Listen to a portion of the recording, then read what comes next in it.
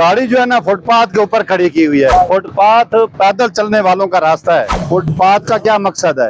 ये बोलता है बोलता हूँ फिर गाड़ी नहीं लगा सकते, ये पैदल चलने वालों का रास्ता है। ये सदर साहब हैं, ये सीनियर नैब सदर ने आजिज़ खान साहब ने। अच्छा, एक पोस्टर भी इन्होंने लगाई हो। आज मैंने इनकी पहली दफा शक्ल देखी है। ये फुटपाथ है, फुटपाथ लोगों के चलने का रास्ता है। आपने इधर कुर्सियां रखी हुई हैं, पैदल लोग कहाँ से गुजरेंगे? इतनी जगह पड़ी है, लेकिन ये फुटपाथ छोड़ दे। मैंने कितनी बार आपको मना किया है। शनाख्ती कार्ड दिखाएं अपना, इधर ले शनाख्ती कार्ड लेना। उसके हेलमेट आपने पीछे वाले को दिया हुआ है, साथ यू टर्न है।